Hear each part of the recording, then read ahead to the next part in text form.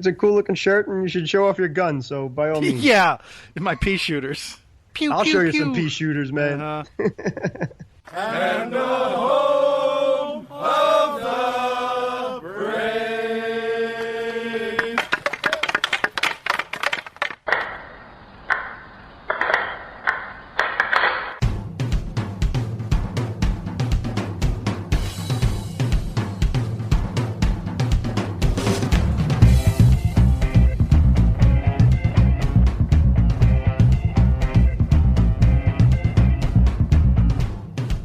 Game on!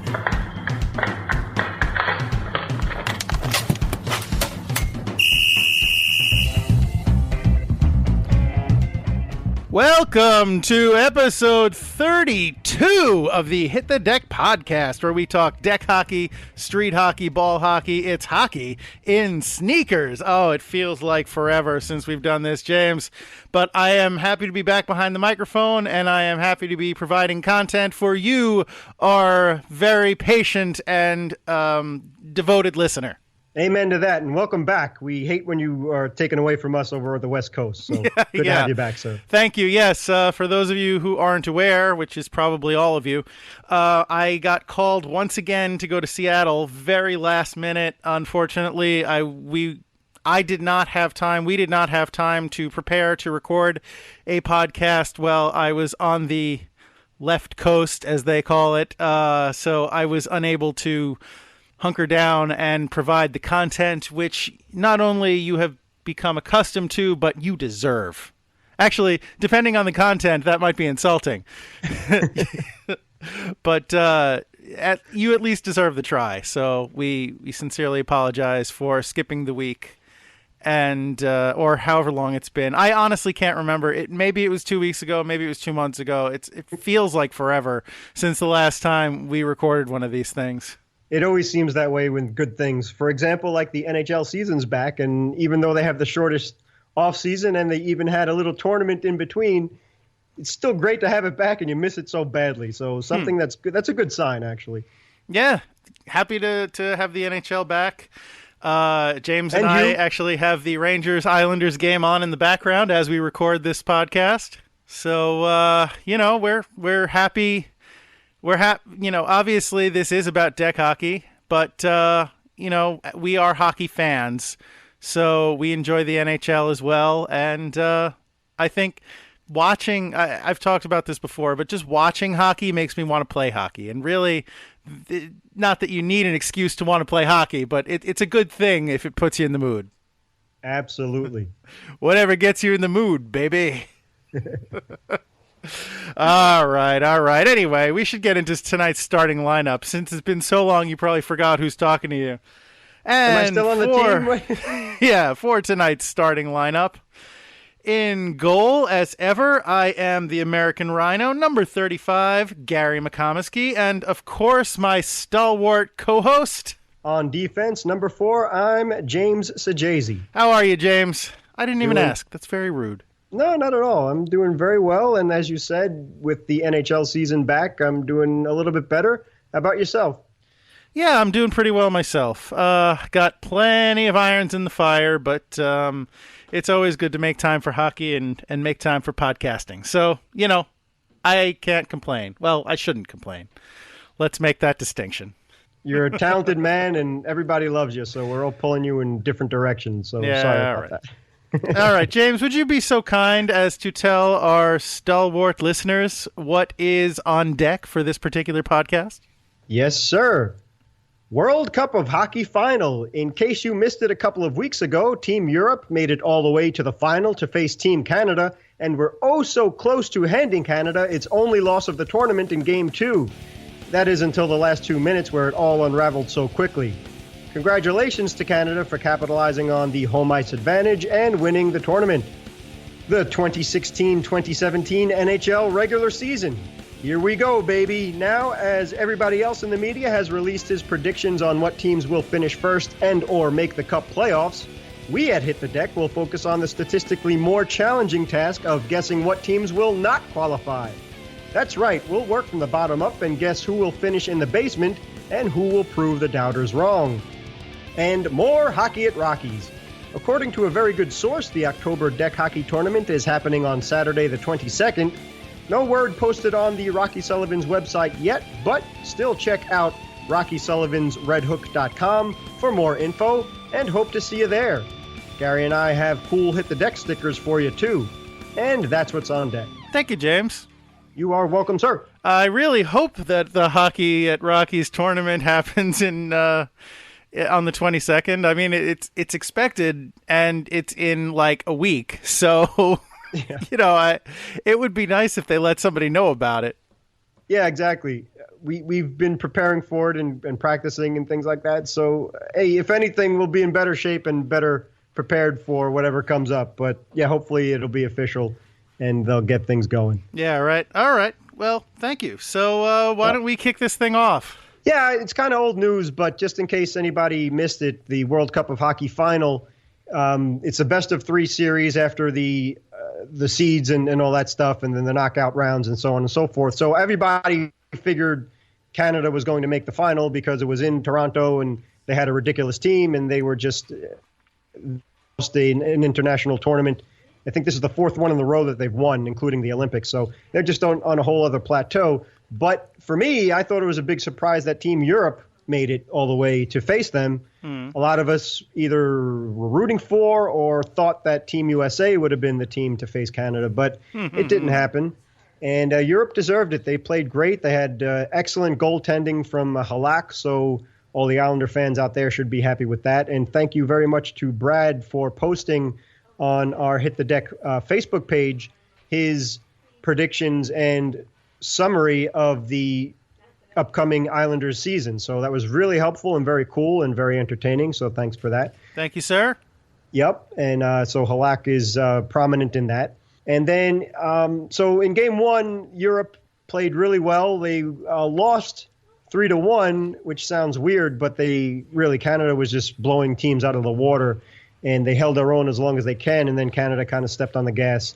And I think it might have even been an empty net goal to make it 3, but I don't remember offhand. And then in game 2, Europe was winning the whole game. They were up 1-0 really late going into the 3rd period, and then miraculously, Canada scores a power play goal with about 2 minutes left.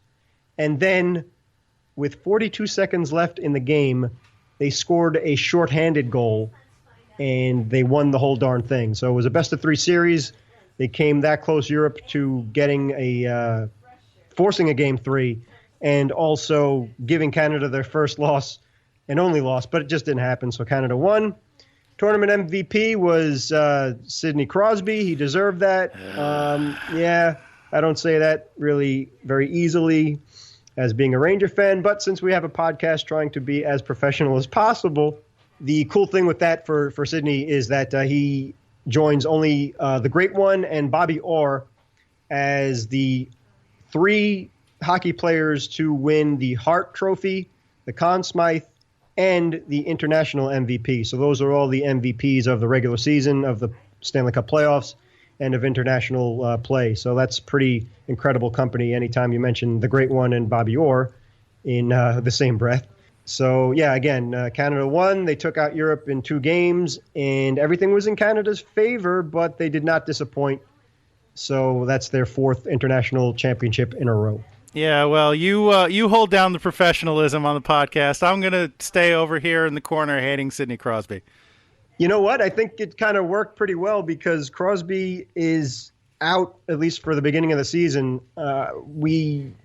At the recording of this podcast, as Gary said, the NHL season has started, and it was announced that Crosby had more concussion problems. So that's pretty bad news for the Pittsburgh Penguins, the defending Stanley Cup champions. But I think they should be okay without him in the interim, but we'll see. Bad luck. You know, being a Ranger fan, and again, it's tough for me to admit it, but yeah, he has a reputation of being a crybaby and things of that nature, but he is a very talented player, and when he has his head screwed on right, he's an excellent passer and a little bit tougher than people give him credit for. So that's kind of why we have a little frustration on the outside looking in. We don't know why he's so much of a crybaby, but whatever. We'll leave that at that. And one of the best players in the game nowadays. So it's kind of tough when he has to be out and miss so much time with concussions. And really, what can you do? Because the NHL has made great strides in making the helmets better, and they've even changed the rules to make sure that players are as safe as possible, and they're very careful with the hits you can put on guys and not jar them too badly, like boarding and things of that nature. And as Gary and I have talked many a time, and I'm sure any NHL fan has noticed over the last few years, it's a little bit frustrating watching in that the littlest hook or something will be called immediately by the officials, when in the past you basically could almost, Lord knows what you could do to an opposing player and get away with it. Now it's much more friendly, I guess, but safer, which is the important thing. Yeah, it sure would make me an awful person to take pleasure in someone else's significant medical misfortune. It sure would. So I won't do that. Sure is a shame about Crosby having to miss all that time. Sure is. Pity.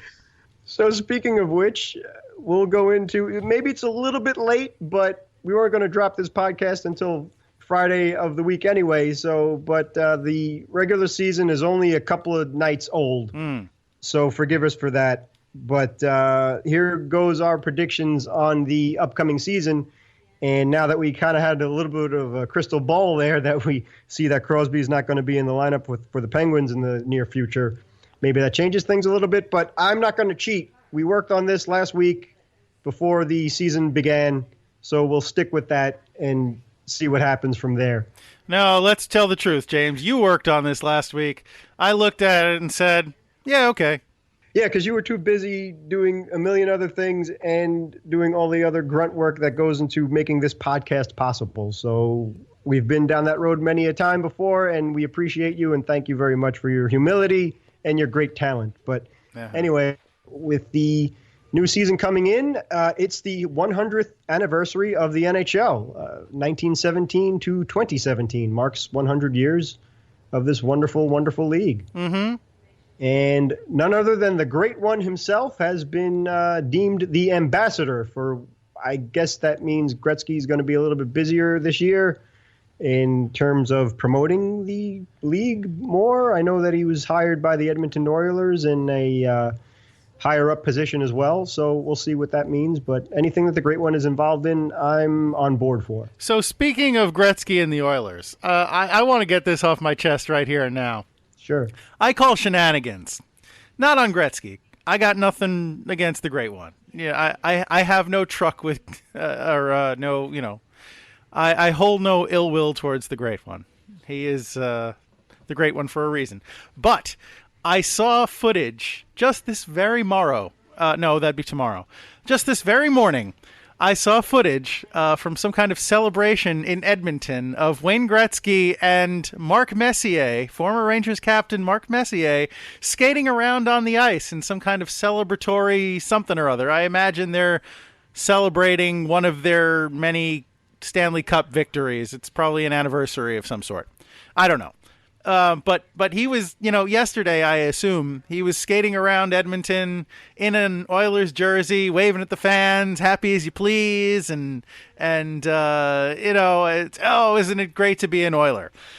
Tonight, before we started recording, it was the opening night for the New York Rangers, and they're at home. So they had this big ceremony to celebrate their 90th season.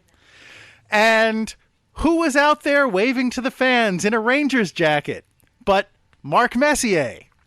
So these, my friend, are the shenanigans that I call. He can't be an Oiler and a Ranger on consecutive nights. I'm sorry. I'm drawing a line. Nope. Sorry. Pick one.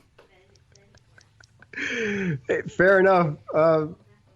I do know that the Oilers opened up a new arena last night. Mm-hmm. So maybe that had something to do with it. And they are officially hiring Gretzky in some higher up position for the franchise. Yep, I got no problems at all with Wayne. Yeah, for Messier, I'm with you 100% on that.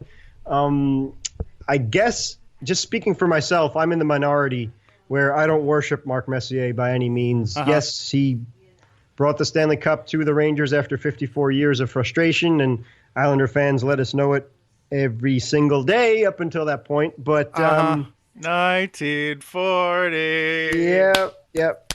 And 1940. Sorry, carry on. Very well done. And we could laugh at that now, but it's been 22 years since then. But anyhow, and counting. But yeah, I agree with you. Either get the accolades from Edmonton or the Rangers, but don't do both. It's not cool. So I'm with you on there. I'm not going to tell him to his face, but I'd send Mark Messier to the penalty box for that. You going to be in Vancouver tomorrow? Exactly. There you go. Well, he probably would if they paid him enough. It wouldn't be the first time.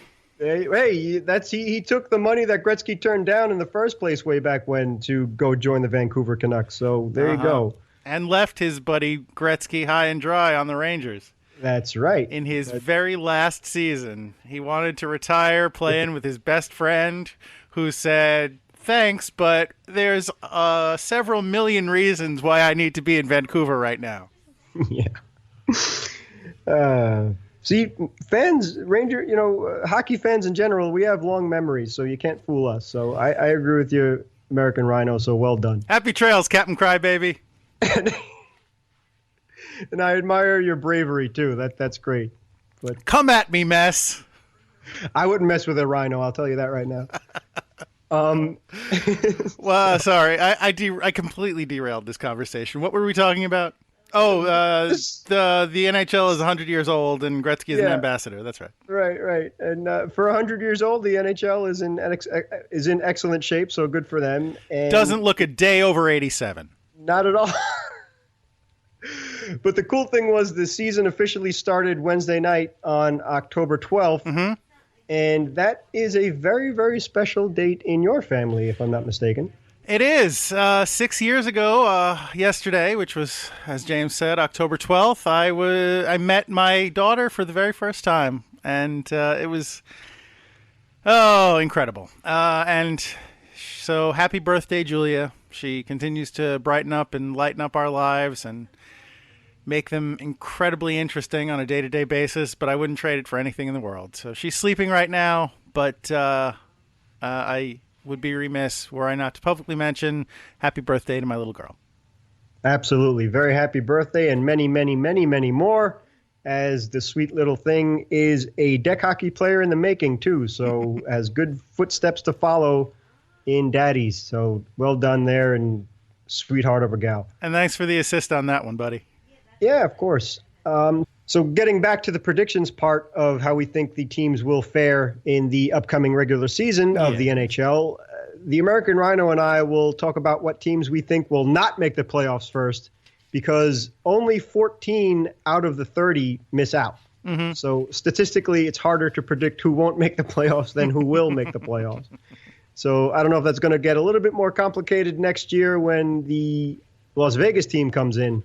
Yep. But as of right now, this is what we're dealing with. So I went to a couple of sources to make sure that Gary and I at least look like we know what we're talking about. As Gary mentioned before, again, that this is a deck hockey podcast, but the NHL is the granddaddy of all hockey. So yes, deck hockey included. But USA Today and welcome Sports to Illustrated. Hockey Mania! Sorry. Well done. No, not really. The granddaddy. Never. Move on. Yeah, no, just move on. Okay. It's a wrestling reference. Don't worry about it. We wouldn't have a successful podcast if we didn't get at least one wrestling reference in, right? Got to fill a quota. But well, I don't know how successful our podcast is now, but yeah, I suppose so. Okay, so we use sources specifically USA Today and Sports Illustrated, and they basically more or less have the same rankings of who's going to do well and who isn't going to do too well. And there is one surprise in that, as what team won't make the playoffs according to them. So according to us here at Hit the Deck, let's start in the Metropolitan Division, where, as we said before, that Gary and I are big Ranger fans, and some of our listeners, specifically Brad and Patrick, are huge Islander fans. And one of our favorite people in the whole wide world and great supporter of Hit the Deck, Sue, is a Devils fan. Yeah. So my point of view, and I'll go out on a limb here, I think that all three of our favorite teams will make the playoffs. So to focus on the teams that I think will not, and this is for spite, by the way, starting from the bottom up, I think the team that will finish in last place of the Metropolitan Division will be the Philadelphia Flyers. Yeah, I'm fine with that. That's based on nothing but spite. So hopefully that doesn't come back to bite me in the butt. Enjoy the basement, suckers. Second to last, I think the Blue Jackets will not make the playoffs again. I do like John Tortorella. I don't hate his guts, but he is, as shown during the last World Cup of Hockey tournament, he is still a hothead, and he has a habit of rubbing people the wrong way. Yeah. And the thing I do not like about him is that he does call out players, and that's not cool, man. I mean, if you have a problem with a player or something like that, just keep it in the locker room and then go on from there. But anyway, he also really likes to bench people. Like, yeah. Oh, we haven't scored in 10 minutes. Let me bench half of my roster. Exactly. So with that, I think Columbus will be second to last. And just on the outside looking in will be the Carolina Hurricanes. Oh, so close. So very close, but yet so far. Exactly. So, and not really in any particular order, the 5 teams I think will make the playoffs in the Metropolitan Division. The Washington Capitals, Pittsburgh Penguins, even though they lost Sydney. The New York Islanders, I do think that they have enough to make the postseason. John Tavares is one of the greatest players in the game, period. He's still young and just getting better and better. They have Andrew Ladd that they upgraded over Kyle Oposo, depending on how you feel about that. And again, if you don't like anything I'm saying here, please reference Brad's wonderful synopsis on the Islanders, since he is a much better expert on the team than I am. And obviously, as we said before, we have Halak in goal and Grice. So probably Halak will be a trading chip, but for now, they have that two-headed monster there.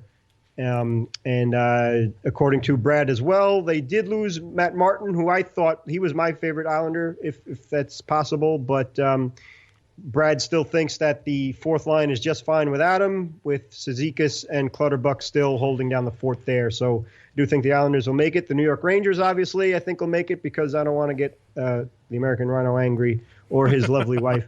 But being a fan as well, I think they'll make the playoffs. Now, just to go back to the Islanders for a second. Sure. Wasn't when we had Sam Chima on the podcast, wasn't Matt Martin the player that he said was going to check his friend into the boards for basically kicks? Yes, but Martin's a big guy, and he's not a goon. That's one of the things I liked about Martin, is that he's a strong player. And maybe this isn't the right term, but I use it as a positive term. He's an enforcer. To me, I think a goon and an enforcer are two different things. But yeah, he's a big, strong, tough guy.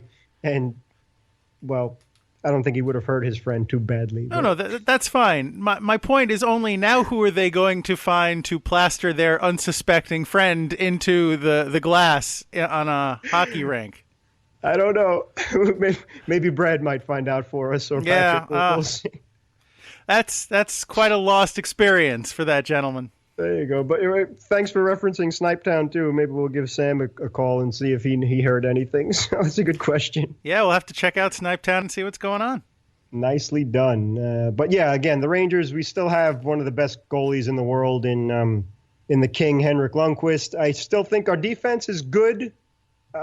We still have a majority, obviously the Rangers captain, McDonough is still there, and the supporting cast and stuff. Hopefully Girardi could kind of get his game back in order, but we do, I keep saying we, excuse me, the Rangers, fan habit, my apologies.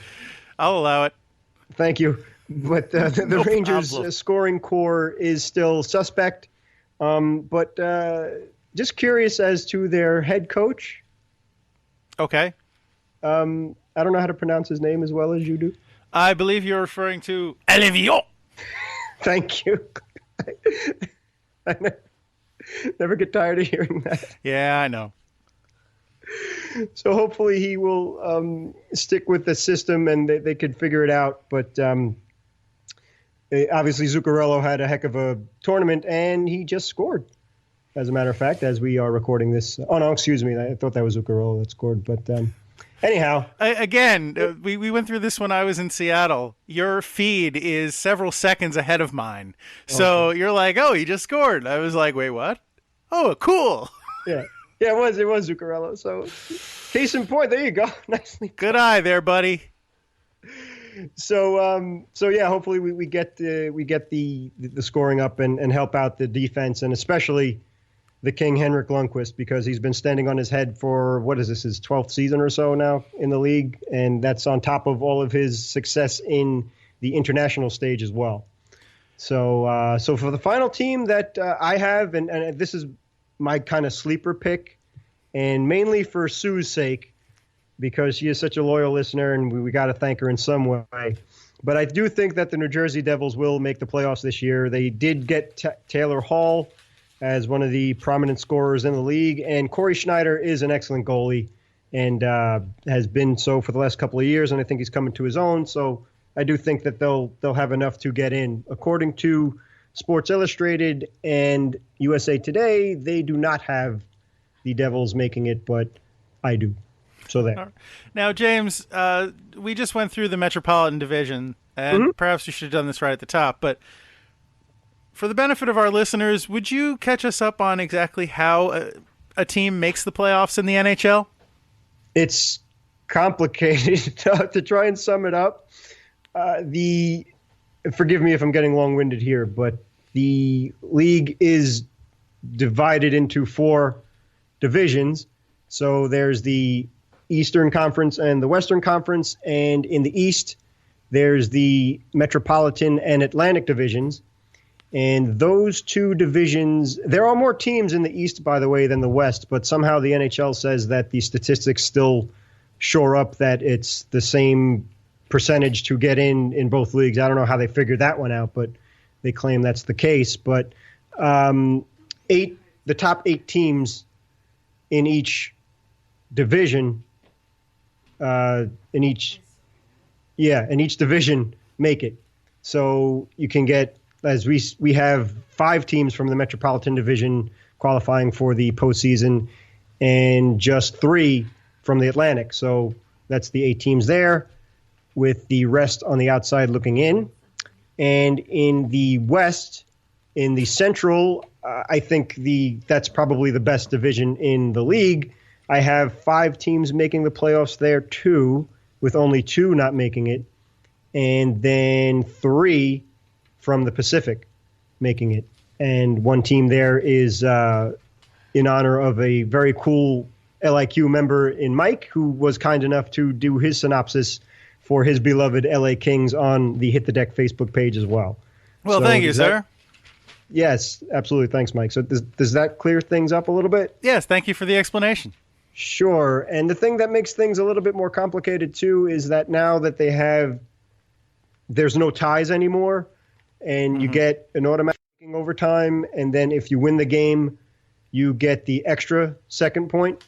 So that just makes things really weird. That's why you have teams that could have well over 100 points and still not clinch it. Like when just 10 years ago, with the old system, if you had 90 points, you were in. It was basically you were locked to get to the postseason. Now, if you have 95 points, you're sweating and hoping to make it in, because a lot of teams, because of the extra point automatic and the tiebreaker, the point system is really kind of goofy. So somehow they figured it out. I'm not a mathematician by any stretch of the imagination, so it seems to work out. And I guess teams haven't really complained about it, but we'll see. I mean, just last year, too, with being a Ranger fan and an Islander fans out there, too, that they had 90-plus season points, and that we were, like, fighting for the last couple of spots out there. So it's really quite weird. And I remember at one point, too, the Rangers would jump from first place and then lose a game and then be all the way down to 5th place because of just one loss, because of the teams leapfrogging and all that, and then the points differential. So it was really quite strange. But for example, for last year in the Metropolitan Division, the Washington Capitals ran away with it with 120 points. And Pittsburgh was second with 104, the Rangers with 101, and the Islanders with 100 points. And then the teams that just made it with 96 points, the Philadelphia Flyers. And Detroit somehow got in with 93. They were the least amount of points to qualify for the postseason in the East. And Tampa Bay had 97, and Florida had 103. So that's how that kind of worked out. So really weird. But as Gary and I said before, again, it's that it's harder not to make the playoffs statistically than it is to make the playoffs because more teams don't make it than do. So that shores up the Metropolitan. Over in the Atlantic, I think that the Florida Panthers will go from an insane season that they had last year to a disastrous one this year. USA Today and Sports Illustrated disagree wholeheartedly with my opinion there, but I think that the Panthers, especially with old man Yager, the guy that's only like 4 or 5 years older than I am. The wonder of the league, really. Seriously, God bless him. I tip my cap to him. That's just extraordinary, absolutely remarkable. But I don't know. They had a great year last year. I'm not saying it's a fluke, but I have them being in the basement this year just for the sake of it, to be an upset and see what happens. All right. Second to last, the Buffalo Sabres. They still are kind of in a rebuilding mode or flux mode, whatever, so I don't see them having much of a change this year. An interesting team, the Toronto Maple Leafs, and as the recording of this podcast, the season started last year, and their rookie sensation, Austin Matthews, didn't just score once. He didn't just score twice. He didn't even just have a hat trick, but he scored 4 goals in his debut, which has never happened in the history of the NHL. Yeah, you know what? That I will grant you that is very impressive, but at least from my experience with the Rangers, I've seen lots of rookies come in like a house of fire and then either flame out or just kind of revert to mediocrity. Or, at least average, just revert to average play. So I'm going to say that just because he had a spectacular opening night is not an indication that he's going to have a spectacular season. That's a hot take for you there, James. You mean he's not going to score 363 goals this year? Blazing hot take. All right. So we have the Maple Leafs finishing towards the middle of the pack towards the basement. But they do have a young team, the Maple Leafs, so I do think that, and the consensus is that they'll be good in the future. I think they have something like 6 rookies in their starting lineup, so that's pretty amazing. But the good things for them in the future, I guess. The Ottawa Senators, I have just above the Maple Leafs, not making the playoffs. They still have a questionable defense, even with Carlson there, and they were the team that actually beat Toronto last night. But I don't think that they have enough to make the postseason. And my sincere apologies to Hockey Town, and I do mean that. But I think that this may be the end of the Detroit Red Wings postseason run. They've made, I believe, 25 postseasons in a row. I don't think they're going to pull it off this year. I think that the Bruins, Canadiens, and Lightning will win out the Atlantic. You know what? I'm going to disagree with you there, James. All right. I think Detroit is going to make the playoffs because it's Detroit. You can never count out the Wings. And conversely, I'm picking Montreal to miss the playoffs because I hate the Canadiens. Okay. So there you go. So there's the Atlantic. Moving over to the West. And by all means, send us your complaints on our Facebook or Twitter page. And Gary always so generously lets you know how to contact us after the podcast. Send us emails, whatever. Let us know if we sound like we know what we're talking about or if you think we're completely off our rockers. But that's the way it goes. So going over to the Central. I don't know how to say screw you in French, but I hope the sentiment carries over.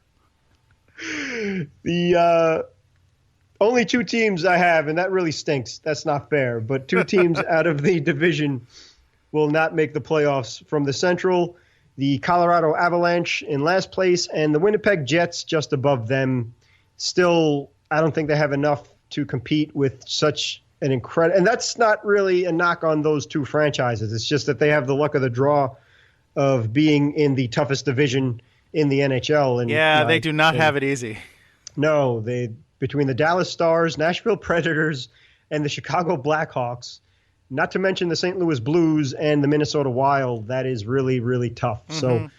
So that's that for the Central.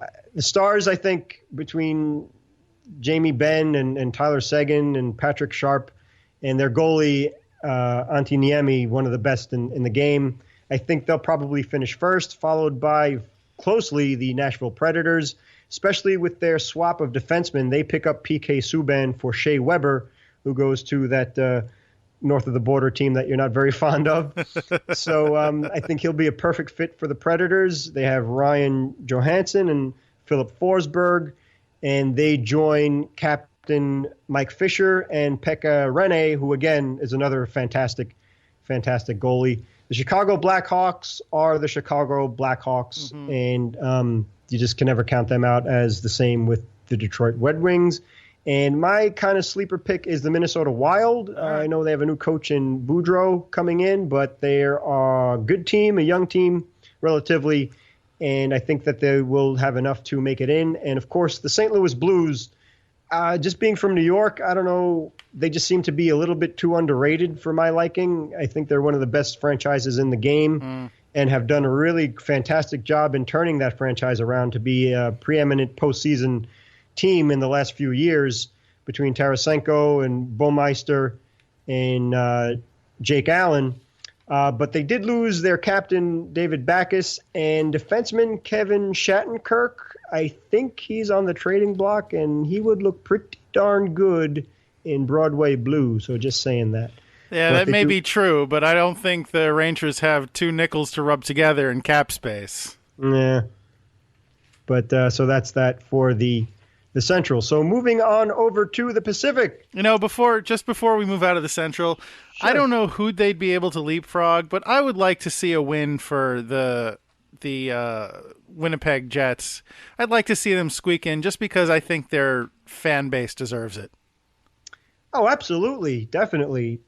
They have one of the smallest arenas in the league, but how they got the team back was really remarkable. And for a little town like Winnipeg, they are hockey fanatics. So I agree with you. They do deserve better than that. So we'll see. But hey, you never know. That's the whole point. You got to play the games and watch them come out. And this is all just speculation. We don't know. We don't have a crystal ball. So. All right, round us out for the league, James. Okay, over in the Pacific. In last place, again, this is kind of more for spite because even though the Rangers did beat them in the 94 Stanley Cup, I think the Vancouver Canucks will be in last place this year, despite the Sedin twins still being pretty darn good players. But I don't know about Ryan Miller in goal. He's kind of, I wouldn't say past his prime, but we'll see. So I have them in last place. The Edmonton Oilers, second to last. It's really frustrating watching these guys. Hopefully having Gretzky back over there, maybe they can follow his greatness, and some of that could sprinkle down on these young kids. Every year they seem to draft the best pick of the draft and do nothing with these guys. So they have a stable full of young, fantastic talent, including Connor McDavid, who really introduced himself to the world in the World Cup of Hockey. If you weren't familiar with him before, everybody knows this kid now. So, but I do think that they're still a little too young, and they did lose Taylor Hall to the New Jersey Devils, which I think was a great trade for the Devils, by the way. But I don't think they have enough to make the postseason. On top of that, the Arizona Coyotes, I don't know much about them, so I'll just pick them for not making the playoffs. The Coyotes seem like another one of those teams that always looks like they have the makings of a good team, and they could break out, but they can never put it together. Yeah, plus the fact that they were almost bankrupt and somehow stayed in the league. So good for them. That's a victory in and on itself, so forget about the postseason. And then the team that I think is on the outside looking in, and not necessarily according to the experts, are the Anaheim Ducks. Now, this is only because I think the team that's going to make the playoffs in their spot is just too darn good to pass up. So, not so mighty anymore, are you? Well, really, I mean, they're a great team. They're a fine, consummate postseason team, and it's not. I'm not saying that casually that they're not going to make the playoffs. I don't think they will, but we'll see how that goes, because the three teams that I think will make the playoffs from the Pacific, in first place, I'm picking the San Jose Sharks. I was pulling for them last year in the Stanley Cup final, obviously. Being a Metropolitan team fan, I can't root for the Pittsburgh Penguins. And I do honestly, as we were saying with the Winnipeg Jets, I think the San Jose Sharks and their fans really deserve a Stanley Cup, because they've been so good for so long after being so bad for so long. So yeah, well, I mean, last year was the year they finally didn't flame out in the first round, right? Yeah, and that's all mainly thanks to the LA Kings, which is nothing to be ashamed of. Thanks, Mike. Yeah, so I do think that they have enough in their roster to get back there, or at least finish first in the Pacific. Right behind them, I have the LA Kings, and that's so Mike doesn't hurt me too badly. Good call. But yeah, seriously, they're a great team, and Mike did go into the strange thing, deservedly Kopitar getting the captaincy, but taking it away from Brown, which I thought was kind of weird, and now he doesn't have any alternate captain or anything anymore. So that's kind of weird, as the man did help very much so get 2 Stanley Cups to the LA Kings, but we'll see how that goes. And obviously, defenseman Drew Doughty is fantastic, and Jonathan Quick, even though he's hurt, as Mike got into as well, as the season isn't starting as well as they had hoped, but he's just a fantastic goalie. So, again, I keep saying that. He's one of the best in the world, but really, there are tremendous goalies out there. This just seems to be a time in the NHL where the goalies are probably at their best, where pretty much every team has one solid starting goalie, and the teams that don't really pay for it. So Quick is one of the elite out there. But for me, I have the Calgary Flames making the postseason this year. Flame on! Very good. Their problem, from what little I saw of them last year, was they had no starting goalie, basically. So they did shore that up with Brian Elliott and Chad Johnson. So I think that they have that taken care of. I mean, that is an unfortunate situation to find yourself in. Oh, absolutely. As we just said, that you need a great goalie to keep your heads above water in this league. And that's true. And they did shore up Johnny Gaudreau, who is another young, phenomenal talent. And he's there, I think, for 6 years now. So he signed a deal with them, but to stay with Calgary. He's so much fun to watch. He's a quick, strong kid. He looks like you could blow him over in a stiff breeze, but he's just phenomenal hands and quickness, and just fun kid to watch. So that's why I think the Flames will make it in. So I got 3 teams from the Pacific and 5 from the Central. Yeah. In the West to qualify for the Stanley Cup playoffs at the end of the 100th season of the NHL. Good overview, James. Thanks for that. Thank you, sir. All right. So to wrap up, I guess, we want to just remind you once again, we mentioned it earlier, but this Saturday at Rocky, I'm sorry, not this Saturday as in tomorrow, but this Saturday as in the 22nd, we are going to be playing in the Hockey at Rockies tournament at Rocky Sullivan's Bar in Red Hook, Brooklyn. So if you are available, a tournament goes all day. Try and come down, see if you can jump on a team or get one together if you feel like you have some like-minded friends. Admission is only $20 for the entirety of your team, whether you have 4 guys or girls, whether you have 4 people or 14 people, although maybe not so much with the 14. You know, we want to keep it competitive. And, you know, it's just 3-on-3 plus goalies. So you can do line changes, but come on, let's not go crazy. Right. So so we had a great time the last couple of times we played in it. We talked extensively about the Hockey at Rockies tournament when we did it in March. I believe that was what podcast did we do our Hockey at Rockies tournament wrap up, James? We mentioned it in episodes 4 before the tournament, and we wrapped it up in episode 8. Was episode 8 also the interview with one of Rocky Sullivan's owners and organizer of the tournament, George Kornienko? I believe it was, as a matter of fact. I should know that a little bit better, but I think so. 9 may have been the interview with George, but I do think that episode 8 was our synopsis of the tournament itself, and then I think we may have saved the interview for episode 9. So sorry for not being up to date on that on our own podcast. All right. Well, either way, if you're new and you're interested, go back and check out those podcasts. If not,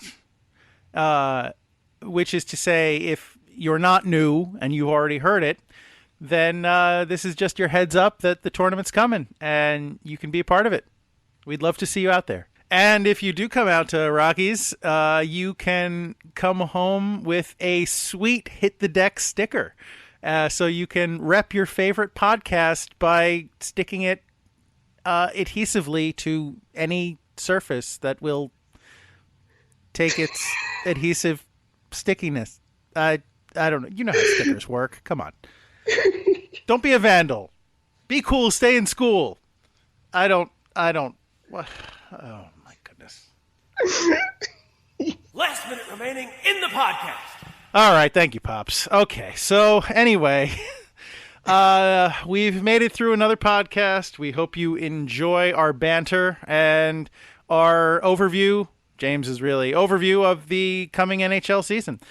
We're back. We're glad to have you back. And so we're so happy to be back that we're going to tell you that we're not going to be around next week. There will be no podcast next week. I apologize profusely.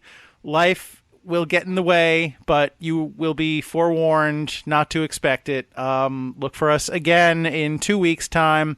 Until then, thank you ever so much for listening. As always, thank you to Anthony Sajazi for music. Thank you to Pops for being the voice of the podcast.